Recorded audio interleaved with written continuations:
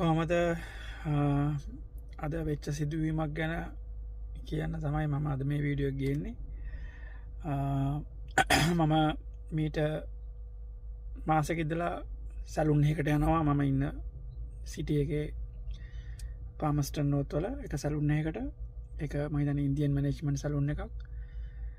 මම මුලින්ම කොඩ එක පන්න මගේ පුතත් එක කියලාවේ ලංකාවේ ලේඩි කෙනෙක් හිටිය අවුරුදු මහිතන්නේ 40 ගානක වයස වෙන ලේඩි කෙනෙක් මෙහ ඇක්‍රඩිටට් වීසහයකින් ඇවිල්ලා තිබුණා. මේ ඉතින් ඒ සම්බන්ධව මම මේ පොඩ්ඩක් එදා දවස කතා කරා. මේ ඇක්‍රඩිට් වීසකින් මෙහ ඇවිල්ලා තියෙන්නේ පුතාලාව ගෙන්න්න ගන්න ඕනේ එකනාගේ කියලෝ විස්සර කතා කරලා ඔක්කොම තිබුණා. දැන් හරියටම මම මාසකට පස්සේ මමයි මගේ පොඩි පුතා ගිය කොන්්ඩ එක පන්න එතනට යනකොට ඒ ගෑනු කෙන නැහැ.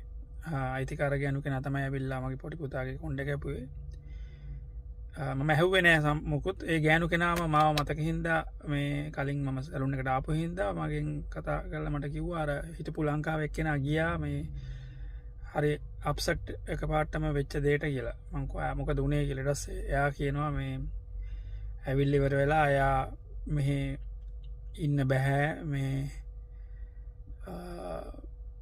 ෆැමිලිකනතු ඉන්න බැහැයි කියලා ගියා කියලටසේ මංකිවා මේ ටස එයාතම එතකොට තමන් දන්නේ මේ එයා ඇත්තටම ඩිරෙක්ලි ලංකාවෙන් හය කරලා තියෙන්නේ මොකද එයාගේ කවුර හයර කරපු එකනගේ සැලුන්න එකට එනවා අර ආපු ලංකාවිදල ආපු එක් කෙනගේ කවුරරි කසිල්ල කවුරට එනවා. ඉතින් ඒ හින්දා ඒ පමට ලයින් කෙනෙක් හින්දා අර උදව්වෝටත් එක්ක ලංකාවිදල සත පහක්වත් එකන්නේ වීසකට ගානක් ගන්න නැතුව ජොබ් චෙක්ක කරලා ක්‍රඩට වීස එක හරිගස්සල ගෑනුකෙන වරන්තින්න. ඉතින් අර ගෑනුකෙන විල්ල හරිටම මාස දෙයක් විතර යනකොට අරම ඩිසිෂණය කරගෙන අපවු ලංකාවට ගිය කියර තමයි කියන්නේ.